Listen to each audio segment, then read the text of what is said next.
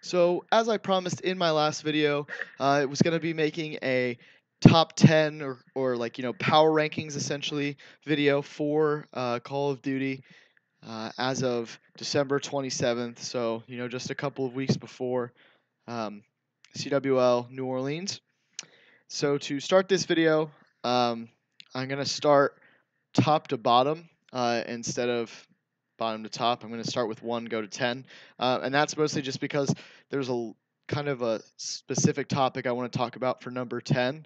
And that's more based on the other teams near it and things like that. But we'll get to that when we get to that. So starting at 1, I have OpTic Gaming, which is probably not a surprise to anyone. I think there's a pretty obvious reason why I would put them at number 1, despite them not winning CWL Dallas. I think they are very clearly the best team in Call of Duty right now overall, and it's going to be very interesting to see because like there hasn't really I haven't seen something um, to make me not want to put them 1. I mean, obviously getting 3-0'd by TK and then getting 3-0'd by Splice, like a lot of people I think would kind of react to that and say like, "Whoa, that was like a big win for TK and Splice. Like, how can you not put them over OpTic? They literally beat them on LAN, 3-0."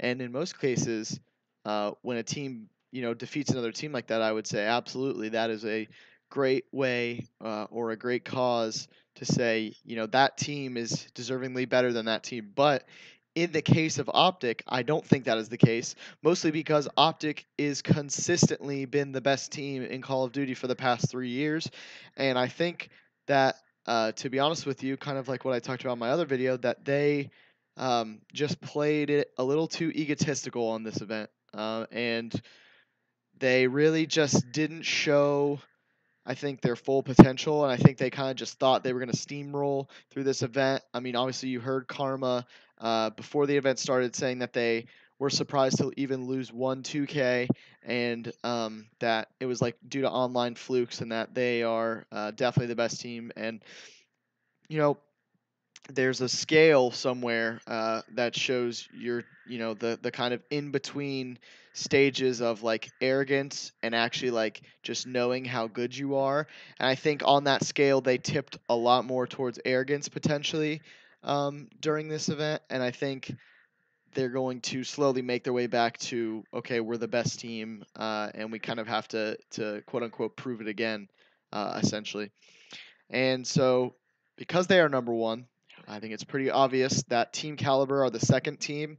Obviously, the current CWL event defending champions, because, I mean, obviously Montreal didn't have all of the best teams in it, had most of them, but not all of them, which is why I'm not going to consider Luminosity the defending champions of a CWL event. And of course, as well, that event was an invitational, not an open. Um, but anyway, so TK, they are the second best team, in my opinion, right now in Call of Duty. And I think it's very obvious why. I kind of explained that in my last video as well. But TK is essentially, they have the best teamwork of any team right now. The natural chemistry that they've seemed to form, like fairly seamlessly is quite ridiculous, I think, for how good individually you would have considered some of these players before this team had formed and before this game had come out.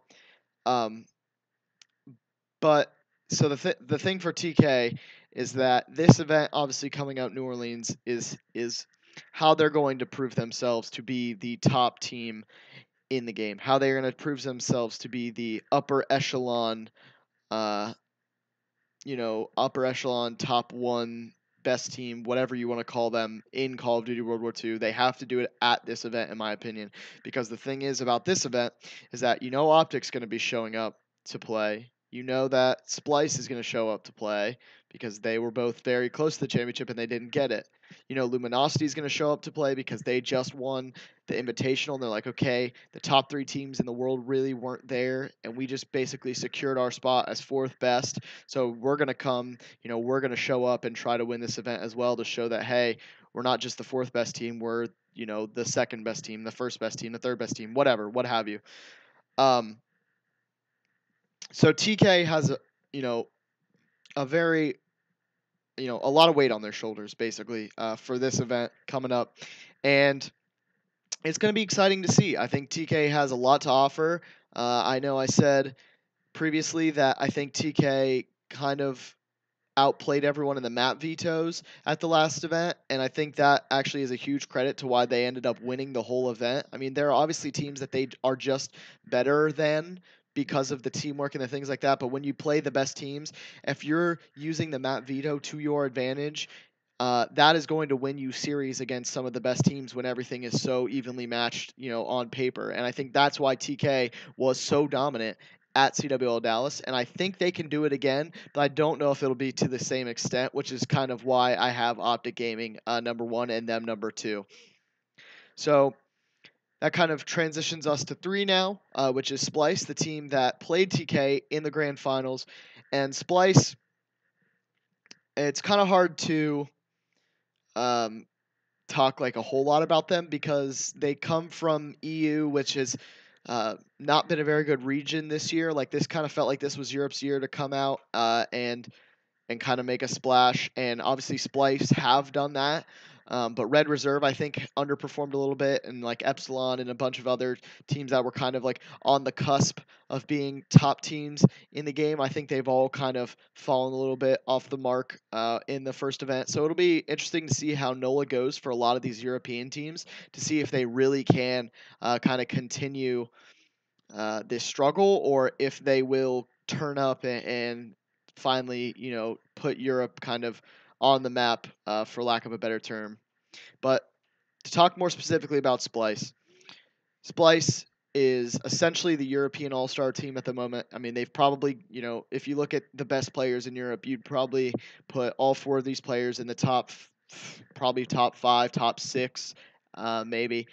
Um, and I mean, they're going to be a top four team all year, I'm guessing. I mean, they're just so good. This roster is kind of made for this type of game. Um, and I didn't really see like anything crazy from them that I expect, from what I expected, but they just had good teamwork, which you would expect with these four players. They were all individually skilled. Jerd seems like an absolute animal in this game. Probably the only sub player at CWL Dallas that even competed with Kenny, in my opinion, for like best sub at the whole tournament. And I think we're due for a really good European team all year, which we kind of got a little bit of in Infinite Warfare. Obviously, that Splice team, different lineup back then, but they did win season or stage one, excuse me. And now Splice, I think this Splice team is probably back. And better than they were last year, but we'll see if they can win a championship again. That'll be the kind of determining factor of how successful this roster truly is, because that's kind of the standard that they're being held at this season. So fourth on the list is Luminosity. Now, Luminosity just won the Invitational event, like I said before, and that's essentially why I have them at number four, because what you'll notice is with the fifth place team and the sixth place team, and even really the seventh place team, I guess, on this list, they are all kind of in that kind of like basically that like 4 to 10 range going forward for like placing at events and things like that. But so Luminosity, to try to get back on track, Luminosity is essentially, it's hard to say. So my thoughts about Luminosity are kind of cluttered, which is why you can obviously tell I'm trying to like kind of figure out like what I want to say. But Luminosity is essentially a team that at the beginning of the game I thought was really good. Thought they were clear and away the second best team, but they still throughout this game haven't really shown me that they can beat OpTic quite yet, and they really underperformed at CWL Dallas. So it's hard to say, like, it's hard to put Luminosity at four um, and justify it against all the other teams that are kind of left after you get past the bottom three. But like literally my determining factor for Luminosity being fourth is that they did win the Invitational. Like they basically played an event with the top 8 teams from North America that aren't obviously, I shouldn't say top 8 teams in America. Like probably like I would say like 8 of the top 16 teams in the world essentially is what I'll say. They played an event with 8 of the top 16 teams of the world, excluding the top 3, and they won the event, right? So they played an event um, with basically all the good teams, all the best teams besides the top 3, and they won, which makes them fourth mathematically. And obviously, I don't always go on statistics, and it's not always about like literally what happened on paper. But in this case, I think that was kind of the perfect criteria to create or to put Luminosity at 4 versus all the other teams that are kind of catching them or close to them in some degree. So then fifth is E United. And a lot of people are probably going to criticize that or think that's kind of a gutsy call, I guess, because of the fact that FaZe, I haven't named them yet, and they're actually one under E United, and I'll explain why. But E United for me has been a team of inconsistency, and I know I've talked about that a lot, but the thing that E United has that I think FaZe is lacking is that E United just has, I think, for one, better teamwork overall than FaZe. But two, I think the big thing that everyone has talked about with United's inconsistencies are kind of Silly and Pristini slash a little bit of Arcides and I mean, I guess to name all 4 players, but like kind of Clay with the sub. But I think Clay has kind of hit a very consistent mark with the sub. Um, from what I've seen recently, as in the Invitational and kind of like online since then, he's looked a little bit more consistent with the sub. Um, and I think this meta will really help him as well because this meta takes out the really good AR, like the overpowered assault rifle in the game, and it has now created a meta where the SMGs can be a little bit more versatile, which I think is going to really help this United team because they have kind of 3 sub players or players that I would consider sub players. I mean, Arcidy's kind of the hybrid player, but like Silly and Pristini, I would generally consider sub players. And Clayster, obviously, I would consider him the AR player, and he really hasn't been able to use the AR in this game, which I think again has hurt them a little bit and has caused some of these inconsistencies. But now that the ARs just aren't as strong, like I think like the PPSH is probably the best gun in the game in this current meta, which means that Clayster's going to be a lot more effective and be able to be a lot more consistent because he's not going to be fighting against, FG42s and things like that he's just not going to be able to kill. Because any pro player using the FG42 in that last meta was good enough that they generally were just going to kill SMG players most of the time in those medium or long range gunfights. So this, like I said, this helps Clayster a lot with consistency. I think this helps Pristini a lot too with some of his inconsistencies, considering, how fast he wants to play. There's a lot of times where he's just going to rush something. And, if you take St. Marie Dumont, for example, if you're rushing either the second or third, those money hills, if someone's posted up on the back street or wherever it may be, with the FG42, they were just going to destroy you before you never had the chance to win the gunfight. But with the bar and with the STG, I think there's a little bit more leeway for SMGs and more specifically the PPSH to actually be able to get those kills from far away. And so for that reason, I think this is really going to help them. And the meta kind of has switched into their favor enough that I actually would take them over FaZe uh, in kind of the 5th spot. And so, of course, that rounds out the top 5, and I'll just go over it again. So OpTic, TK, Splice, Luminosity, and E United. And then 6th is FaZe. Now, FaZe, I basically kind of talked about why I picked E United over them, but the problems I see with FaZe is that Attach and Priesta also are a little bit inconsistent for me with subs. And obviously, I know Priesta switches a little bit between AR and sub, but they've had really good performances. They've had some lesser performances. I think Zuma's like the one like really consistent player on this team. And then replays, basically replays, not carried them through CWL Dallas. Like I definitely wouldn't use the word carried, but he had an unbelievable performance at Dallas, and like he had the type of tournament that a player like him does not have a lot. Like maybe once a game, like once a as in like a whole title, and not even that for replays recently. Obviously, the last like really good performance I think we saw from replays was probably in Advanced Warfare when of course he was a world champion. So if he can do that consistently, then by all means they will be a top 4 team, top 5 team, and I will, I'll come back and I will say, okay, they proved me wrong. Replays is good, but I will believe it when I see it for him. That's kind of the basis I'm on, and this phase team,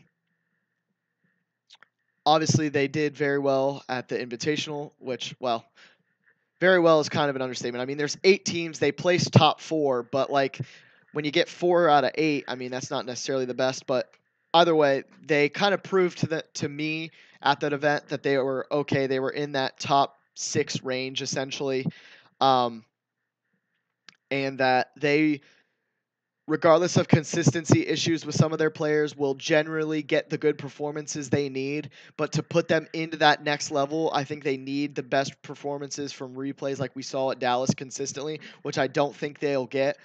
And unfortunately, that is kind of the main reason that I am taking United at 5th and FaZe at 6th. And then Team Envious is the team I've chosen for 7th. And the thing with Team Envy is they just don't seem to have it yet. I kind of talked about it in my last video as well.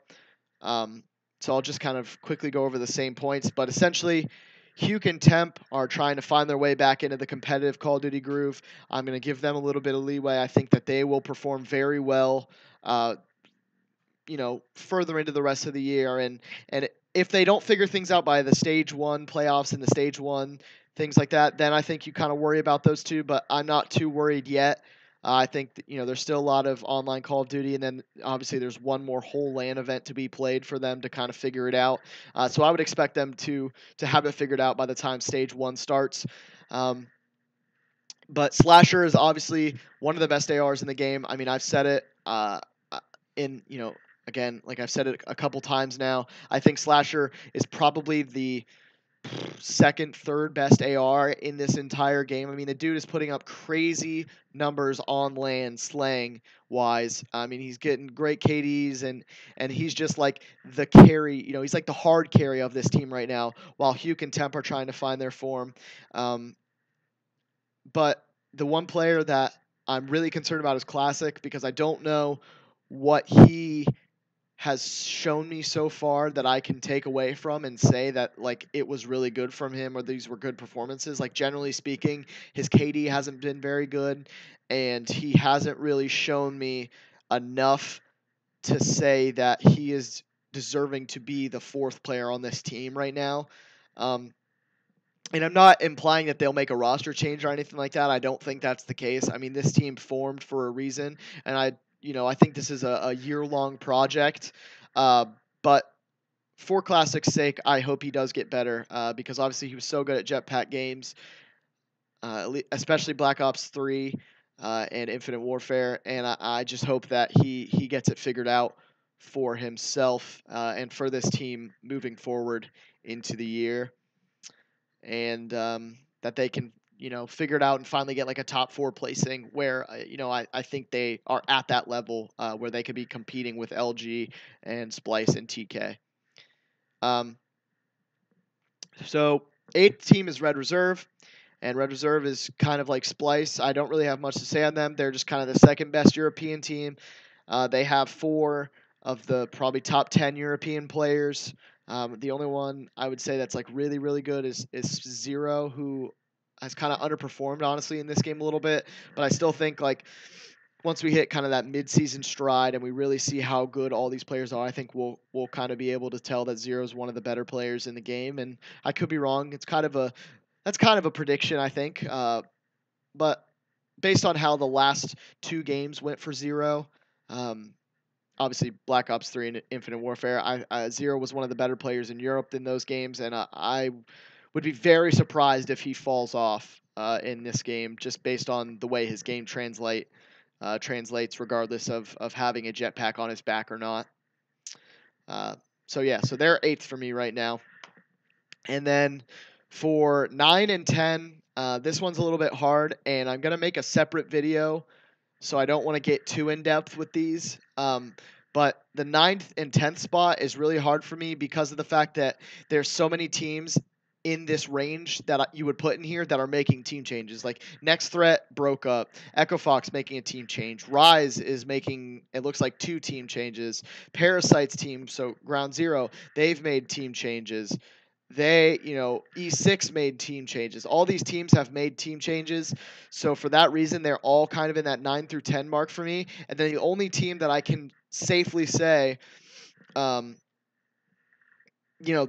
I not safely say, but that I can actually talk about that didn't make a team change was Evil Geniuses. Now, Evil Geniuses is a team who, I don't know, they haven't really shown us anything besides the most recent online 2K where they got top 4, that they have anything to show for, that they are going to be a successful team.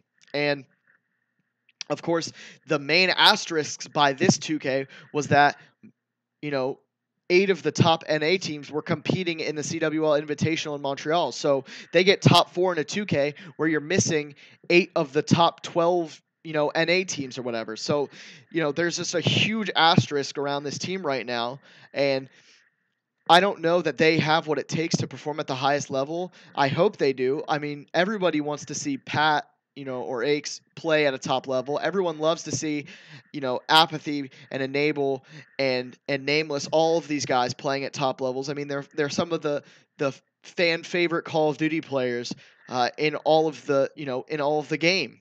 And so to see them not perform at the best level is a bit frustrating. And I obviously I can imagine it's very frustrating for them as well. But I hope that they can figure it out, because I'd love to see this team in Pro League first of all. And it's not a shoe-in by any means for them to make it at this point. But more than that, I would just love to see them compete at the highest stages. I mean, you talk about how exciting Aches is to watch at COD Champs and things like that, and when he was on Complexity in Black Ops 2, how exciting Aches was as a player.